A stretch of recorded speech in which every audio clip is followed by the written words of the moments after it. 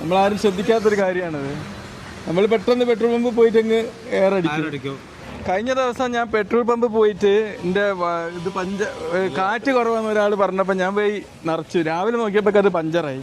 ഇവർ വന്ന് അവിടെ വന്ന് എന്തത് പഞ്ചറായതല്ലേ? പഞ്ചറല്ല, അത് വാൽപ്പിന് സ്റ്റക്കാണ്. നമ്മൾ ഈ പെട്രോൾ പമ്പിൽ നിന്ന് എയർ അടിക്കുമ്പോൾ ഒരുവിധം വണ്ടിക്കൊക്കെ വരുന്നൊരു കേസാണ്. ചില ആളുകൾ വന്നിട്ട് പറയും ഇന്നലെ പമ്പിൽ നിന്ന് കാറ്റടിച്ചിരുന്നു, രാവിലെ നോക്കുമ്പോൾ എയർ ഇല്ല. അപ്പോൾ നമ്മളതിൻ്റെ പിന്നിൽ ചെക്ക് ചെയ്യുമ്പോൾ നല്ല ലീക്ക് ഉണ്ടോ? അപ്പോൾ ഞാൻ വേണമെങ്കിൽ കാണിച്ചു തരാം. അപ്പോൾ ഓൾറെഡി ലീക്ക് ആയിക്കൊണ്ട് നിൽക്കുകയാണ് അവിടെ അല്ലേ? എവിടെ അല്ലേ? എവിടെ ലീക്ക്? അവിടെ ഇങ്ങനെ ലീക്കായി നിൽക്കുകയാണ്. അപ്പൊ സാറിപ്പോ ഇന്നലെ ഹോസ്പിറ്റലിലേക്ക് പോകുമ്പോ എയർ അടിച്ചതല്ലേ? അപ്പൊ ഈ എയർ പോയിക്കൊണ്ടേ നിൽക്കണം. അപ്പൊ നിങ്ങൾ രാവിലെ വണ്ടി എടുക്കാൻ നോക്കുമ്പോ അതില് എയർ ഇല്ല. അപ്പൊ ഇതിൽ കൂടെ പോയതാണ്. അപ്പൊ പെട്രോൾ പമ്പിൽ നിന്ന് എയർ അടിക്കുന്നവര് ശ്രദ്ധിക്കുക. അടിക്കണേന് കുഴപ്പമില്ല. അത് ശരിക്കും എക്സ്പേർട്ട് ആവില്ല. അപ്പൊ നിങ്ങൾ ഇതിൽ എക്സ്പേർട്ട് ആണല്ലോ.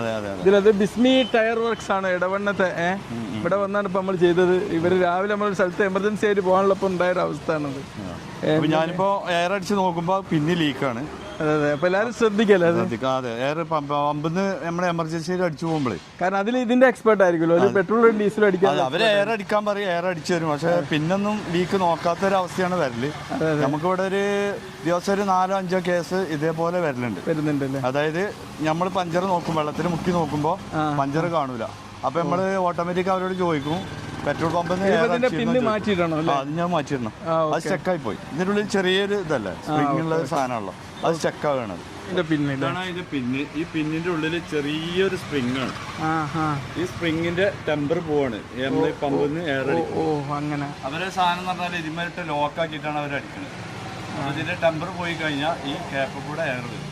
അപ്പം അങ്ങനെയാണ് ഇപ്പം നമ്മുടെ സാറിന്റെ ഇതിന് സംഭവിച്ചത്. നമ്മൾ പെട്ടെന്ന് എമർജൻസിക്ക് ഇങ്ങനത്തെ ഓരോന്ന് ചെയ്ത അവസാനം അതായിട്ട് ഞാൻ വിചാരിച്ച പുതിയ ടയറാണല്ലോ. ടയർ പുതിയതാണ്, ഇതിലെങ്ങനെ ആണി കയറി ഇത്ര കൊളാകാന്ന് വിചാരിച്ചേക്കാണ്. അതല്ല, എനിക്കിപ്പോ സാറ് പമ്പിൽ പെട്രോൾ എയർ അടിച്ചിരിക്കണോന്ന് എനിക്കറിയില്ല. ചോദിച്ചപ്പോ കാണാത്തോണ്ട് സാറിനോട് ചോദിച്ചു. സമയത്ത് അതുകൊണ്ടാണ് നമ്മളെ പിന്നെ ഇനി ഞാൻ ജീവിതത്തിൽ പെട്രോൾ പമ്പ് പോയിട്ട് ഗ്യാസ് അടിക്കൂല.